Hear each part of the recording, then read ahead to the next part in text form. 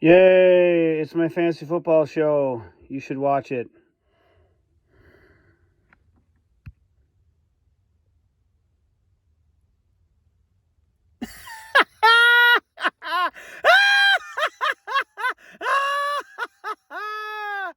Oh, well, looky here. It's another episode of the FTFL Weekly Update. Oh, that's right. And why are we doing this?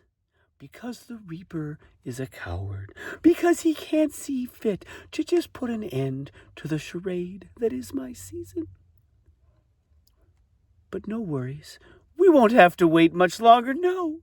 For I have driven to his graveyard, and now I am quietly sitting in the back of my vehicle, waiting.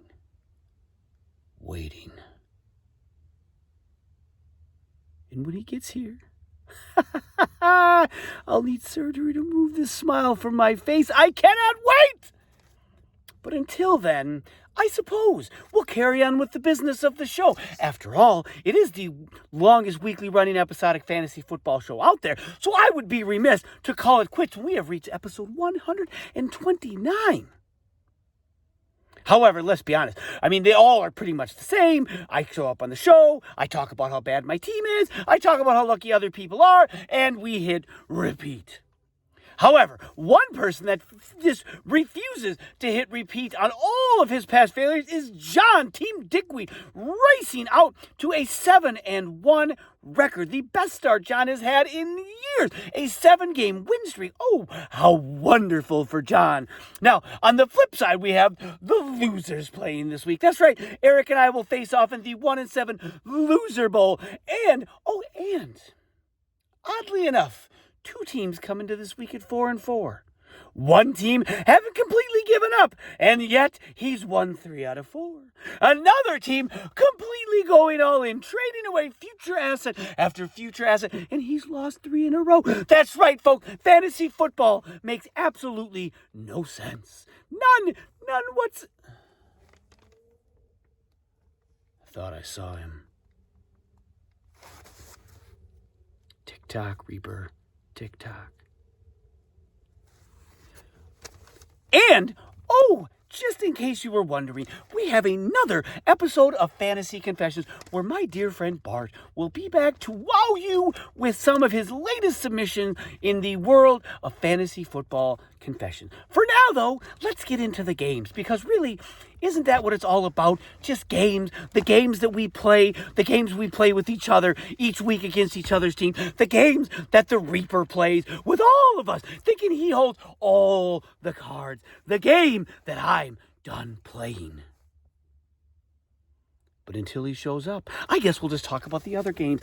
The Radioactive Monkeys at 6-1 coming in, taking on the lowly Pack Attack at 1-6. The Monkeys 117.5, Pack Attack 68.5. Oh, so sad.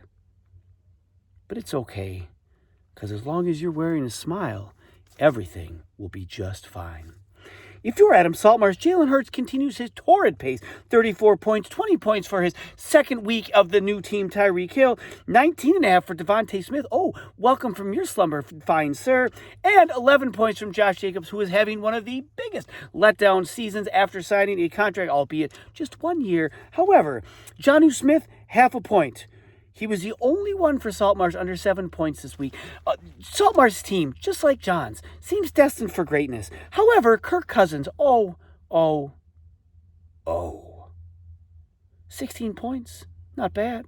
But it'll be the final 16 points of the season because he snapped his Achilles, and he will be no longer to play. Now, Salty does not have a backup quarterback. If something were to happen to Jalen Hurts, I'd feel awful. If you're Eric, 26 points from Josh Allen. Nobody else in double digits. Najee Harris, 4.5 points. 1 double digit all season.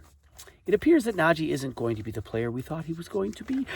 Eric falls to 1-7. Next up, the other 6-1 team, Team Dickweed, racing out to a 7-1 start with yet another victory over the hapless Hulkamaniacs, who are now falling to 1-7. It was a 1 week little break, and I knew it really wasn't going to be much of a break. They didn't have to look far to understand that it's just all of this. It could have ended weeks ago. But no, I'm forced to be dragged through this week after week after week. If you're John, Justin Herbert had 26 points, Joe Mixon 13.5, Michael Pittman Jr. with 12, DeAndre Swift, Logan Thomas, Harrison Butler, all chipped in 11 points. Well, let me tell you what I think of that. Yay! For me, Jahmyr Gibbs finally arrived onto the scene with 20.5 points, Jordan Love with 12, Aaron Jones 4 points. Aaron Jones touched the ball 11 times. No, I might not be the greatest of football minds, and that has been well documented on this show, no doubt. But I'm pretty certain if Aaron Jones is only going to touch the ball 11 times, not only am I not going to win, but the Green Bay Packers really have no chance whatsoever as well. I don't know what you're doing, Matt LaFleur, but it sure isn't working. All right, on to our third game. The southbound pachyderms, the pigs, the rhinos, the elephants, the hippos, whatever big, fat, jolly animal you want to talk about. Taking on Mana, 4-time, Lucky Pants, breaking and entering, title thieving. I gave up on my season, but I still turned turds into titanium. Although that's really not a precious metal. I turn garbage into gold, is more like it, champ Mana. Coming in at 3 and 4, he will fall. No, not fall, because that's the secret recipe. You just say you give up, and then all of your dreams come through. Well, here, let's try it. I give up. Well, I don't see the Reaper. I thought that was the magic ticket. Nope, still here. How about I try pinching myself? Oh, I can pinch myself. I can slap myself, and I still feel all of it. It doesn't work like that. But for some reason, it works like that for Jeff Markser because he scored 134.5 points this week to Adam Swartz, 92.5. DeAndre Hopkins, 36 points. One of the best games he's had in ever. Oh, why not? Travis Etienne, 21.5 points. Breece Hall, 19. Dicker the Kicker, 16.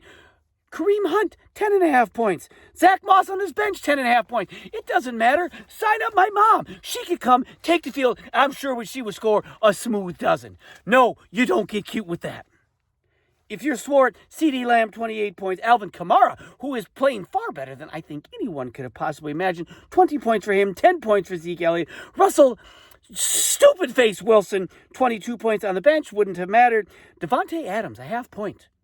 Clearly frustrated. It is tied for his lowest score in the last 3 years. You can see it on the sidelines, and just as of today, well, maybe that frustration, maybe that frown will turn upside down. Devontae, have I got a solution for you?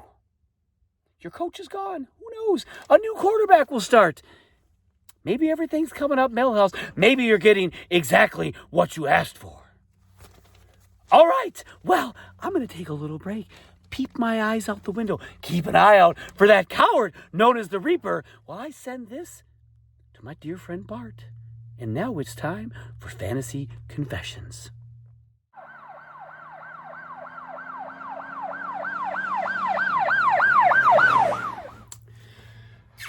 Welcome back, everyone, to another edition of Fantasy Confessions. Now, I apologize, I'm not very camera friendly. I was out running the fields earlier today, and I decided to pee, and I really wasn't paying attention to the wind, and wouldn't you know, some of that stuff blew right up back into my eye.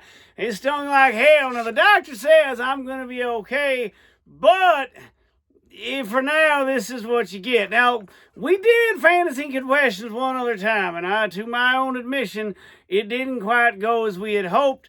I believe we were hacked, which is why all of the submissions that were sent in via the internet didn't really work the way that we had hoped. Now, this time, we've gone the tried and true method. We've got some just straight mail. People sent us in of their own fantasy confessions. So I'm going to go ahead and open up the first one.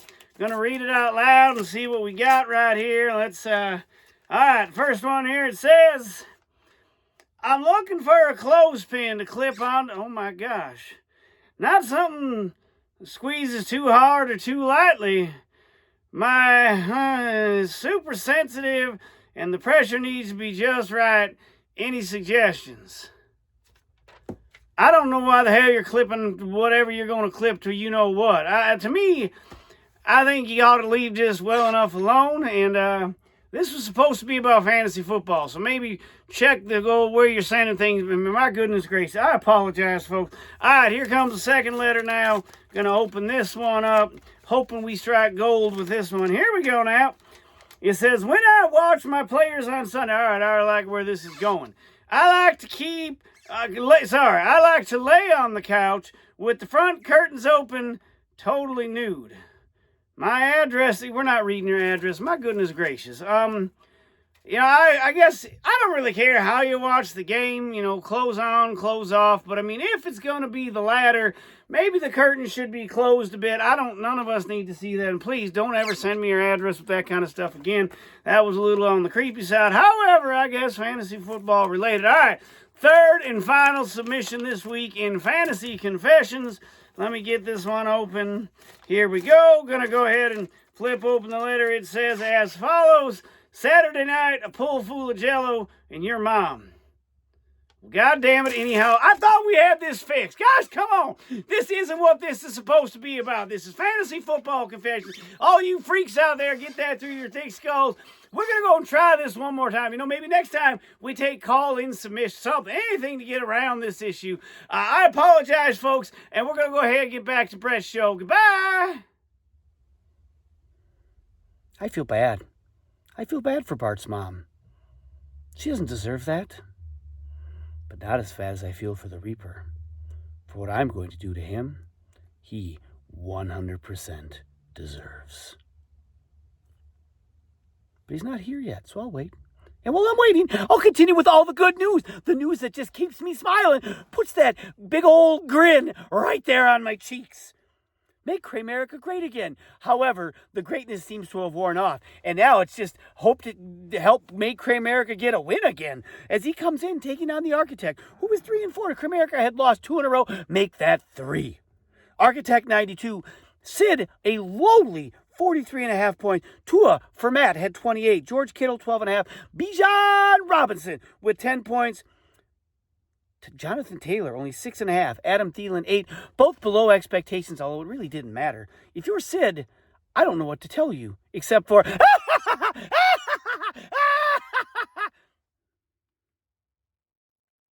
little funny.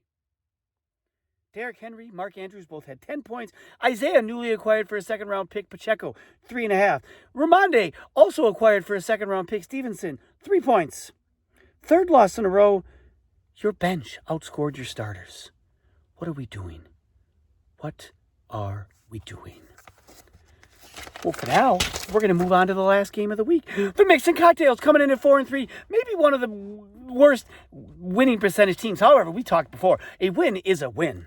Taking on the Valhalla Vandals. And wouldn't you know it, old Valhalla rose again. 100.5 points for Peter, 91.5 points for Andy. If you're Peter, A.J. Brown, putting up MVP numbers, 24 points. He is 118 on the season, the 5th highest non-quarterback in score in the league. Run CMC had 21 points. He has 154 on the season, the 2nd highest non-quarterback in the league.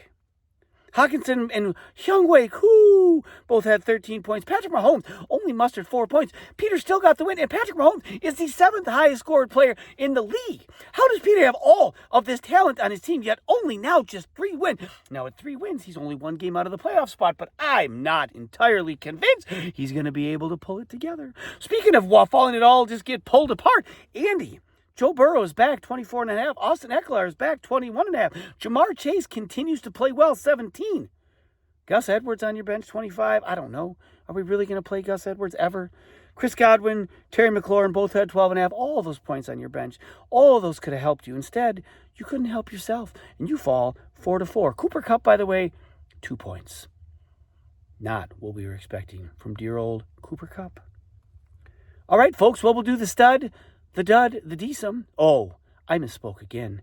The cringy. My apologies to Ryan Deesum and his saggy, smelly, moldy, gross, dangling on the floor, being stepped on every move he makes. Titties and balls. My sincere apologies. All right, stud of the week, DeAndre Hopkins, 36 points as a callback, and A.J. Brown for just a complete dominance over the last 5 or 6 weeks, 24 points for him. Dud of the week, Cooper Kupp. Cooper Kupp was going to be better. His hamstring was supposed to be better. This isn't what Andy hoped for. 4-4 probably isn't what he hoped for either. Cringy. Sid. Trading away a bunch of future prospects and getting nothing. Getting nothing. Kind of like me. I can relate to getting nothing. I ask, I beg, I plead, I try everything. And I still get nothing. So we have that in common. And if you're looking, I can have a little one-on-one chat. I'll help you find the positives. I'll put a smile on your face. All right, as we look to week 9, the Radioactive Monkeys. Ooh, taking on Team Dickweed in the battle of 7-1 teams. Also, Mana 4-time Lucky Pants, breaking and entering, title thieving. I gave up, but I can't stop winning. Champ Mana coming in at 4-4, taking on another 4-4 team in the Architect. Make America Great Again at 4-4. Also taking on the other 4-4 teams right now, mixing cocktails. The Southbound Pachyderms coming in at 5-3, taking on the Valhalla Vandals at 3-5. And lastly, the aforementioned Loser Bowl. The winner goes to 2-7. Whoopee! The loser falls to 1-8 and is in the driver's seat for the first overall pick. Well, that's all I've got here now. And until the Reapers...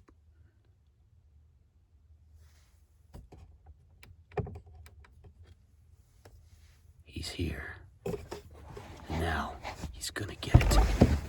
You better run, you son of...